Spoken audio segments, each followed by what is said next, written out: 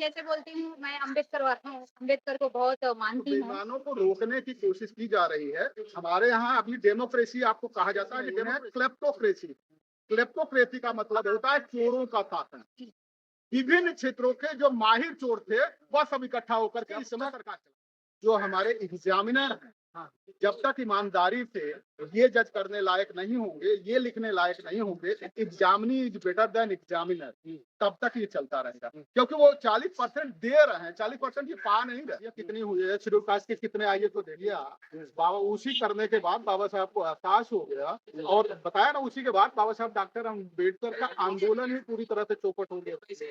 चौपट हो गया उसके बाद से ही कैसे जो है, जब हम विकास की मुख्य धारा या मीडिया के मुख्य धारा से जब हटा दिए जाते हैं, तो कोई ना कोई इस तरह के उटपटांग बोलते हैं।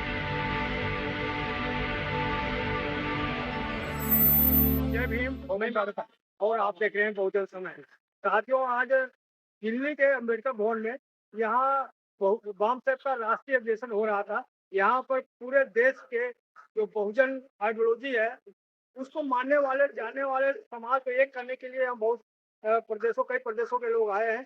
तो इसमें हमारे कुछ साथी बैठे हैं, इनसे समझूंगा कि आखिर बहुजन समाज जो पिछड़ा हुआ समाज है कैसे एक करेंगे, और देश में चारों तरफ किस तरह से माहौल बनाया जा रहा है, भय पैदा किया जा रहा है कि इस देश में हिंदू राष्ट्र बनाना है, और सारे जो जात-पात के करो विदाई, हिंदू हिंदू भाई, बहुत तरह का दुष्प्रचार किया जा रहा है। ये लोग क्या समझते हैं? सर, मैं आपसे सबसे पहले आपका परिचय जानूंगा। मुझे गौतम राय सागर कहते हैं। सर, मेरा सवाल आपसे ये है, एक मध्य प्रदेश के आईएएस हैं संतोष वर्मा ने एक बयान दिया इन्होंने कि अगर जातिवाद को खत्म करना है तो सवर्ण की बेटियां हमारे लड़के के साथ जो टांग देंगे अपने बहन बेटियां, तभी रिश्ता कायम होगा। कोई और रिश्ता की जगह संबंध बता दे। कैसे इनका बयान को देख रहे हैं? देखिए, सवाल ये प्रश्न ये उठता है, संतोष वर्मा जैसे लोग मानसिक तौर पे दिवालिया थे। अगर वो पढ़े लिखे लोग होते तो उनको समझ में आता है कि बाबा साहब डॉक्टर अम्बेडकर के साथ क्या है। उसी के बाद बाबा साहब डॉक्टर अम्बेडकर के साथ घटनाएं घटी। उस शादी सेकंड मैरिज के बाद सत्ता सांसों के साथ शादी के बाद ही जो बहुजन समाज के लोग जिनके बाबा साहब जिनके लिए काम करते थे, उनका आना जाना बंद हो गया। तुम यूपीएससी तुमने क्वालिफाई किया, आप जॉब पे आए हो, इतनी अकल तो होनी चाहिए। और जहां तक प्रश्न उठता है, आप ये देखिए उनके धार्मिक पुस्तकों में मुकादा लिखा गया है, स्त्री रत्नम नीच कुलादा बुरेड़िया। नीच कुल में अगर कोई खूबसूरत लड़की है, उसे अपने लड़के को प्यार में फंसा के रखो या रखल बना दो। ये वर्ड यूज किया गया है, रखल बना दो, ताकि ताकि उससे जो बच्चा पैदा हो स्वाभिमानी पैदा है, बच्चा न हो। तो ब्राह्मण का ये जो मनोवादी सोच है, वो ये नहीं चाहती कि शेड्यूल कास्ट में, ओबीसी में कोई स्वाभिमानी लोग पैदा हो। ऐसी स्थिति में इसी बात को आगे बढ़ाया मोहनदास करमचंद गांधी जी। उन्होंने कहा पुरुष रत्नम नीच कुलादा प्रणयाति। नीच कुल में अगर कोई ऐसा बच्चा पैदा होता है जो होनहार हो, समाज को दिशा दे सकता हो और मार्ग बदल सकता है, उनकी जो विकास की मुख्य धारा से जो टूटे हुए लोग हैं, अलग थलग कर दिए गए लोग, अगर विकास की मुख्य धारा से वो जोड़ सकता है, तो उन्होंने अपने लड़कियों के जुल्फों में फंसा के रखो। और अगर संतोष वर्मा अगर इस तरह की बात कर रहे हैं, तो इसका मतलब ये लगता है कि मोहन भागवत ने उसको बहुत बड़ी डील दे रखी है। तो सर, क्या जातवादी जो अंतरजातीय शादी नहीं होना चाहिए? अंतरजातीय शादियां कितनी हुई है, शेड्यूल कास्ट के कितने आइए तो देख लीजिए। बाबा साहब ने तो किया ना सर। बाबा साहब ने ये जो किया, बाबा उसी करने के बाद बाबा साहब को एहसास हो गया, और बताया ना, उसी के बाद बाबा साहब डॉक्टर अम्बेडकर का आंदोलन ही पूरी तरह से चौपट हो गया। चौपट हो गया उसके बाद से ही पूरा आंदोलन चौपट। तो आप मानते हैं कि जो संतोष वर्मा का बयान गलत था? मानसिक दिवालियापन का बयान। तो इसीलिए उनका जो पुतला जलाया जा रहा है, उनका एफआईआर दर्ज हो गया है, उनको गिरफ्तार किया जाए, मांग किया ऐसे जायज है? वो जानबूझ करके फ्रस्ट्रेटेड आदमी था, क्योंकि आईएएस उसने यूपीएससी क्वालिफाई किया है, उसके हमने भी यूपीएससी क्वालिफाई किया, तुम्हें पता है कैसे जो है, जब हम विकास की मुख्य धारा या मीडिया के मुख्य धारा से जब हटा दिए जाते हैं, तो कोई ना कोई इस तरह के उटपटांग बोलते हैं ताकि मीडिया में हम आए। बैडमैन इसमें क्या होता क्या है कि badman is better than bad. वो बैड नेम के बैडमैन है या नहीं है, आई डोंट नो, लेकिन वो बैड नेम के साथ फेम में आना चाहता है, हाईलाइट होना चाहता है। तो इस तरह, क्योंकि ये जातवाद कैसे खत्म होगा? ये जो जाल है, जंजीरें कैसे टूटेगा? ये जातियां तब तक नहीं खत्म होंगी जब तक सारी जातियां आर्थिक तौर पे मजबूत नहीं हो जाएंगी, सामाजिक तौर पे मजबूत नहीं हो जाएंगी, पूरी तरह से सक्षम नहीं हो जाएंगी, तब तक जातियां नहीं खत्म होंगी। सर जगजीवन राम से कम कोई आर्थिक रूप से मजबूत था। जितने राम मांझी वहाँ बिहार का मुख्यमंत्री थे वो कम ही आर्थिक मजबूत हो। वो लोग लुटेरे लोग, आर्थिक तौर पर मजबूत लोग नहीं। उनके जो फंड आने के सोर्सेस थे वो पॉलिटिकल थे, करप्शन के, उनके द्वारा कमाए गए धन नहीं। ऐसी स्थिति में जो अपने द्वारा कमाता है धन, मेहनत करके जब धन कमा के खिलाता है तो वो अपने साथ बहुत सारे अपने समाज को लेकर के आता है। अब भ्रष्टाचार में तो सर आप क्या समर्थन नहीं करते जो संतोष वर्मा ने बयान दिया? कम से कम मैं अपने आप को मानसिक दिवालिया नहीं मानता और इसलिए एक मानसिक दिवालिया का समर्थन नहीं करता। तो उस वहीं पर मध्य प्रदेश में एक आईएएस और है मीनाक्षी सिंह, उन्होंने भी कहा कि अब समय आ गया है कि हमको जातिवादी होना पड़ेगा, अपने बच्चों को बताना पड़ेगा हम किस जात के हैं। तो आईएएस तो ये बयान सही है। सवाल ये है कि यही तो हम कह रहे हैं, जो क्रिकेट का प्लेयर था वो फुटबॉल खेल रहा है, फुटबॉल का प्लेयर गुल्ली डंडा खेल रहा है, गुल्ली डंडा का प्लेयर क्रिकेट खेल रहा है। तो एक एडमिनिस्ट्रेटिव सर्विस में, और एडमिनिस्ट्रेटिव सर्विस का मतलब ये होता है कि तुम्हारी पूरी की पूरी आस्था भारतीय संविधान के प्रति होनी चाहिए। संविधान में जो तुम्हें अधिकार दिए गए हैं, जो तुम्हें दायित्व दिए गए हैं, समाज के कमजोर तबके को न्याय देने की, अपने जीवन काल में जरा उठा करके तुम देख लो, अपने जीवन काल में जो पीड़ित लोग हैं उनको कितना तुमने न्याय दिया। जब तुम न्याय दे नहीं पा रहे हो और कहीं ना कहीं अंधेरे में कालकोठरी में भेज दिए जा रहे हो, तो उन प्रकार के बयान मानसिक दिवालियापन को बजा लेकर। मैं आप लोग सारू आपका ये कहना है कि एक आईएएस होने के साथ साथ ऐसा बयान नहीं देना चाहिए, आपका कहना ये है? तुम्हारी रॉय, मैं ये कहता हूँ जब हम ये उम्मीद करते हैं, हम सुप्रीम कोर्ट में बैठे हुए जजों से ये उम्मीद करते हैं कि जैसे कहते हैं, एक पिक्चर आई थी दबंग, उसमें एक गाना, एक जो है डायलॉग था कि साहब मुझे आपके थप्पड़ से डर नहीं लगता, उसी तरह मुझे भी थप्पड़ से डर नहीं लगता। ये सुप्रीम कोर्ट के जो जजे हैं इन सबको के भाषण से डर लगता है। तुम भाषण देने के लिए तुम थोड़ी बैठे हो, लेकिन सर कई लोग पूरी बात, भाषण देने के लिए नहीं बैठे।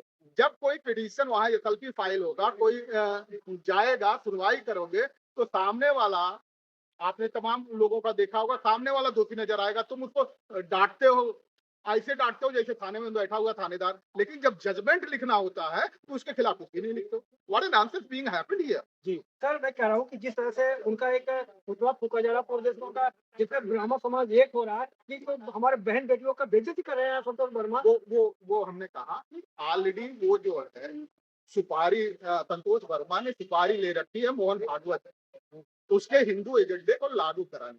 इस तरह से मानसिक दिवालिया लोग सुपारी ले रखते हैं, बहुजन समाज को बदनाम करके सुपारी लेकर के काम करने वाले। लेकिन तो वही भाषा जब मोहन भागवत कहते हैं कि अब रोटी बेटी का संबंध बना है तो उस पर कोई बयान नहीं है, कोई विरोध नहीं है, लेकिन संतोष वर्मा कहा उसका विरोध हो रहा है। उन्होंने अपने आप को ऐसी जगह स्थापित कर दिया है कि वो यूटोपिया में जीते हैं, कल्पना में जीते, कल्पना की बात करते हैं, झूठ की बात करते हैं, फरेब की बात करते हैं, वही उनकी ताकत है। लेकिन जो यहाँ बहुजन समाज है, मेजोरिटी कम्युनिटी है, जिसको मूल निवासी आप कहते हैं, उसकी ताकत सच्चाई है, उसकी ताकत संविधान के प्रति निष्ठा प्रकट करना है, उसकी ताकत संविधान के प्रति आस्था प्रकट करना है। उसकी ताकत ये है कि गरीब को न्याय मिले। जिस न्याय के लिए तुम बैठे हो, डिस्ट्रिक्ट मजिस्ट्रेट रहोगे तो तुम भाषण दोगे क्या? सर मीनाक्षी सिंह का कैसे बयान देख रहे हैं? वो कह रहे हैं अब समय आए जांचवादी बनना है, आप क्या मानते हैं? मैं चाहता हूं कि इस देश में जातिवाद तभी खत्म होगा जब जातिवाद पूरी तरह चरम पे उठे, और जब तक नहीं उभरेगा तब तक नहीं होगा। आप जानते हैं जिस तरह से जब कोई बीमारी होती है, वो बीमारी जब तक पूरी तरह से बाहर उभर करके नहीं आती है तब तक उसका इलाज नहीं हो सकता। तो जाति उभरनी चाहिए, अच्छी बात उभरनी चाहिए। सर आप कैसे मानते हैं सर? ने कहा पूरा अब कई बार रहा नहीं कि हम अपना बात चाहिए था, तो उनको कहना था, दिखाई दिया है ना, तो सब कुछ रहा नहीं हमारे पास। सर क्या अनुभव है? मेरा ये अनुभव है, हम उनके साथ है, जो यहाँ जात पात है ये खत्म होना चाहिए और जम्मू कश्मीर से समर्थन के लिए आया है, ये जात पात का सिस्टम खत्म होना चाहिए। सर क्या वाकई में इसमें हिंदू राष्ट्र नहीं है? कोई खतरा नहीं भाई, किसी से नहीं। अभी तो दुनिया आजकल कर रही है, हजारों करोड़ों साल से तब खतरे में नहीं था, आज कैसे खतरे में हिंदू राष्ट्र। सर आप देखो सनातनी इतना परेशान है, उनको बताया जा रहा है बांग्लादेश में सनातन को जिंदा क्योंकि बांग्लादेश का अलग एक हुकूमत है, एक अलग सिस्टम। ये भारत है, ये भारत का एक अलग सिस्टम है, बांग्लादेश का अलग सिस्टम है, इसको आप इससे नहीं जोड़ सकते हैं। देखिए इसको हम आपको आपको क्लियर कर दें। आपने पिता को ऐसा फंसा दिया कि पूरा का पूरा फूल पेपर हो जाएगा। हाँ, पहली बात तो ये बताइए, हिंदू धर्म खतरे में कैसे है? प्रश्न ये उठता है। सुप्रीम कोर्ट में 34 जजों में से 31 ब्राह्मण हैं, कैसे खतरे में आ जाएगा? हाई कोर्ट में जो जजेस हैं उनमें ज्यादातर ब्राह्मण हैं। जो IAS है, एडमिनिस्ट्रेटिव जॉब में है, ज्यादातर ब्राह्मण हैं। तो हर जगह जब वो खड़े हैं तो खतरे में कहते हैं, प्रश्न तो ये उठता है। और दूसरा, ये सनातन नहीं है।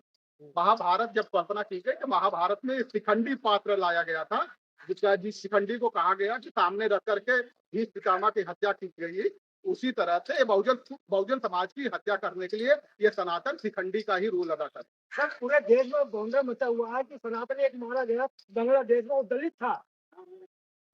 मैं कह रहा हूँ शिखंडी है तो सनातनी क्या होती है, ये तो बता दीजिए ना। सनातनी क्या, ये अपने माँ के पेट से 21 महीना में पैदा होते हैं क्या? या मुंह से पैदा होते हैं क्या? पेट से पैदा होते हैं क्या?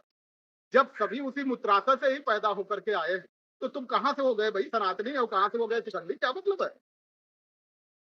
और तुम भी 9 महीना में पैदा होते हो, तुम भी बाप के ही वीर से पैदा होते हो। पहले यहाँ जो तुम्हारे यहाँ पूजनी थे, तो उन्होंने क्या क्या कहा था?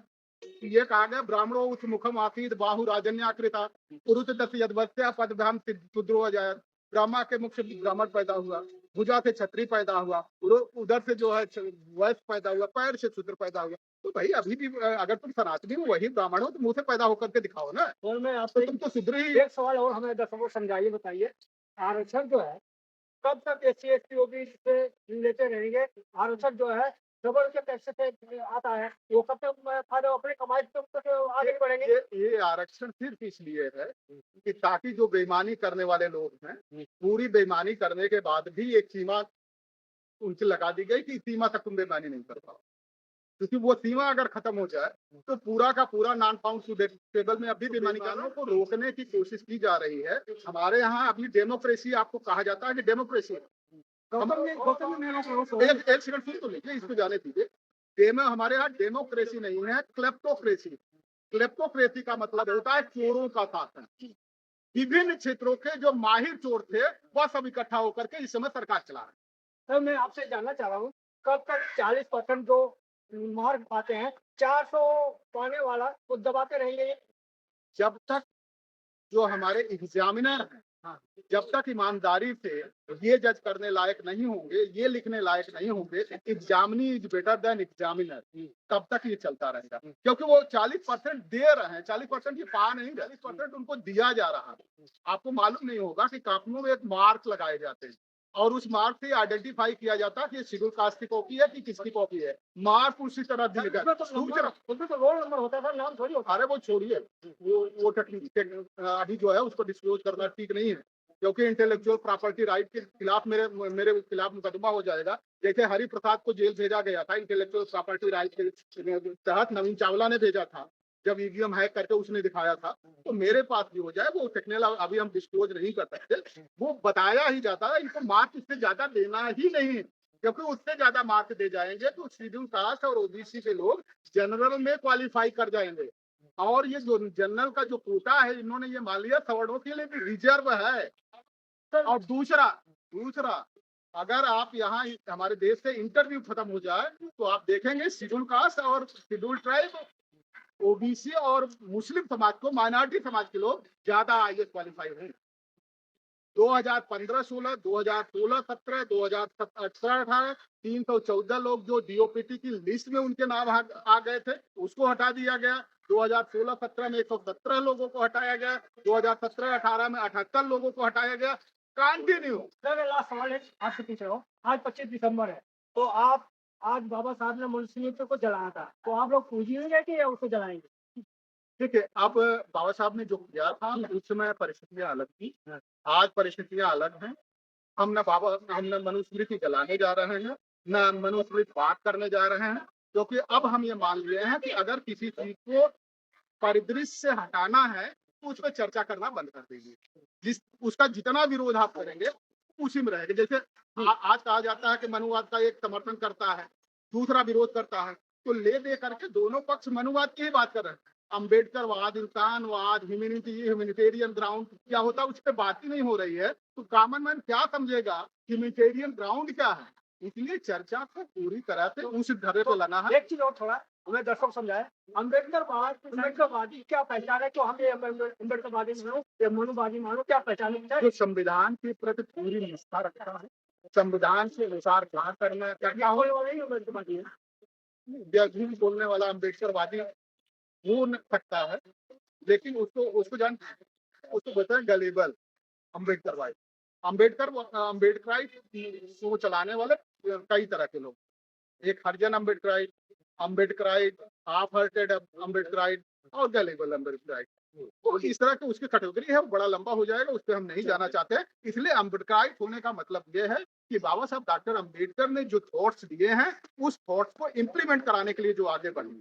बाबा साहब डॉक्टर अम्बेडकर ने कहा मनसा वाचा कर्मणा, मन से वचन से कर्म से प्रयास करो लक्ष्य प्राप्ति के लिए। लेकिन हमारे यहाँ क्या हो रहा है, वाणी विलासता चल रही है, कर्म नहीं किए जा रहे, कर्म में जन्म लगे, मन कहाँ वो जाने, वाणी विलासता चल रही है। इसलिए अम्बेडकर हमारी महिला है, पहले आप कहाँ से परिचय? सुनो, ये दूसरी मनाओ को कटवा मैं तो अलग हो जाएगी ना चाहती हूँ कि अम्बेडकर जी ने बोला साथ में खड़े रहो, कि कहीं जाओ। तब तक इक्वलिटी नहीं है तो ये देश आगे नहीं बढ़े।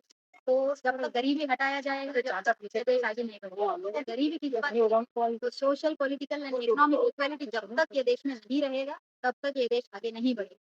तो बीजेपी लोग बोलते हैं कि बेटी पढ़ाओ बेटी बचाओ, वो लोग खाली नाम के तौरे जाते हैं मगर इन रियलिटी तो वो लोग कुछ भी नहीं कर रहे हैं। पॉलिटिकली भी देखे तो उन लोगों के टीम में लड़कियां या फीमेल रिप्रेजेंटेटिव बहुत कम है। तो वो लोग खाली ये हिंदू धर्म के पीछे भाग के दौड़ पे उसका टाइम वेस्ट कर रहे हैं। और पॉलिटिक्स करते करते ही ये लोग क्या ईवीएम मशीन को चोरी करके या कान लेके ये लोग चला रहे गवर्नमेंट बोलते।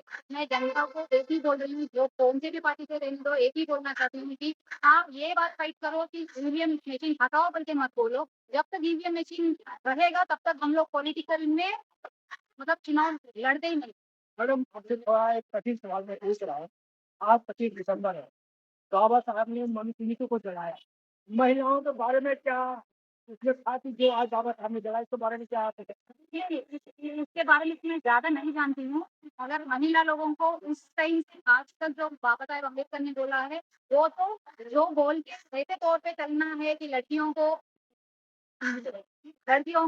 आप सेफ्टी और सिक्योरिटी के तौर पे नहीं लेके जा सकते हो, तब तक तो देश आगे नहीं बढ़ेगा। वो बात तो बात रह गया है मगर उसको इम्प्लीमेंट करने वाला लीडर या जनता से कोई नहीं। तो मैडम, महिलाएं जो है ना, आज 10-10 हजार पाने के बाद तो बिहार में देखा गया कि महिलाएं एकदम लाइन लगा के वोट दिया, 10,000 पा करके। कमी नहीं है, ये फार्स नहीं है, इसको मत ले आइए। ज्यादा मैं बात नहीं करना चाहती हूँ। उन लोग का माइंडसेट ऐसे पकड़ के रखते हैं कि ये लोगों को हम महिलाओं के बारे में क्या कहेंगे आप? ऐसे महिला जो वोट देती है, पैसा लेकर अभी मत करो, आपका जिंदगी आप बेच रहे हो। 5 ईयर्स का गवर्नमेंट में आपका जिंदगी आप बेच रहे हो। आप भीख मत खाओ, सोच समझ के जनता से जो भी पॉलिटिशियन बनना चाहते हैं तुम्हारे बीच में रह के काम करने वाला, तुम्हारे लिए फाइट करने वाला, तुम्हारा वॉइस हो के तुम्हारे लिए फाइट करते, तुमको जो भी गवर्नमेंट से लाने के लिए फाइट करने वाला है उससे चुनो और उसको आगे। मैडम, आप एक महिला है, तेलंगाना से आई है, अकेले आई है ये डांस के प्रोग्राम में, ये हिम्मत कहाँ से आई जो आप इतनी दूर से आज ये प्रोग्राम देखने आई है? मैं जैसे बोलती हूँ, मैं अम्बेडकर को बहुत मानती हूँ। और हाँ, पूरी प्यार से कहाँ पे तो रहने दो, उसका बात अगर सुनती हूँ ना रोने तो उठते हूँ। वो जितना भी देश के लिए बोला है, फाइट किया है, एक फ्यूचर देखना चाहता था मगर वो उसका सोच ही रह गया, सपना ये सपना बांस ही रह से गया। पहली बार है और भी आए थे? ये फर्स्ट टाइम आई हूँ मैं। मुझे कोई पॉलिटिकल पार्टी से कुछ जुड़ाव उड़ाव नहीं है, बट अम्बेडकरवादी हूँ इसलिए मैं इतना दूर से आई हूँ। मेरा हिम्मत वो ही है जो अम्बेडकर जो करना चाहते हैं मेरी तरफ से मैं क्या समझते आई है इस प्रोग्राम में, क्या समस्या है? मैं कुछ ना कुछ तो सीख के जाऊंगी जिसको जो मैं मतलब फॉलो करती हूँ। और यहाँ पे भी थोड़ा जो बड़े बड़े लोग, यहाँ पे बहुत बहुत बड़े बड़े लोग दूसरे दूसरे स्टेट से आए हैं, दूसरे दूसरे स्टेट राज्य से आए हैं, इन लोगों का एक्सपीरियंस मुझे कुछ सीखने को मिलेगा। वो मेरे क्षेत्र में नहीं करते। यहाँ आने का न्यूज कहाँ से मिला था, खबर मिला? मेरे को इन्विटेशन भेजा है और थोड़ी यहाँ से भी मेरे साथ बात किया है। धन्यवाद। तो आप देख सकते हैं हमारी बातचीत कैसे रही। प्रतिक्रिया में जरूर बताएं। आपसे निवेदन है कि आप कहाँ से देख रहे हैं, प्रतिक्रिया में जरूर लिखेंगे और हमारा बातचीत कैसा रहा उस पर भी कमेंट करेंगे। अगर सवाल अगर कोई रह गया हो तो जरूर लिखेंगे। जय भीम, जय भारत, बहुत समय